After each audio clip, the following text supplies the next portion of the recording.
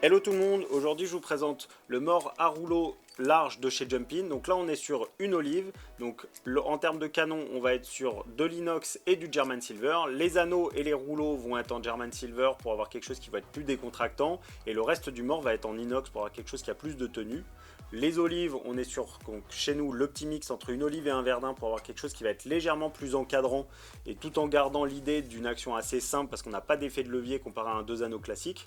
Donc le gros intérêt de ce canon, ça va être pour des chevaux qui sont un peu figés dans les mâchoires, un petit peu figés dans le travail, qu'on a besoin de réussir à décontracter et à faire fonctionner sur un mort parce qu'ils vont avoir cet effet de roulis un petit peu sur les anneaux. C'est vraiment intéressant pour essayer de refaire des bouches qui ont été parfois un peu trop embouchées ou trop enraînées, etc. C'est vraiment très intéressant. Celui-ci, on est sur le canon large, on est sur plus de 20 mm, donc c'est vrai qu'on est un petit peu large en fonction des bouches, ça peut être un petit peu gros. Il existe aussi en canon un petit peu plus fin, n'hésitez pas à aller voir. En termes d'utilisation, on pense bien à bien le rincer, notamment dans les anneaux, etc. Il peut toujours y avoir un peu d'herbe, etc. Donc bien le rincer après chaque utilisation, bien le nettoyer. Si jamais il y a besoin, un tout petit coup d'huile, pareil, une huile végétale ou naturelle entre les anneaux pour aider à avoir un bon roulis, etc.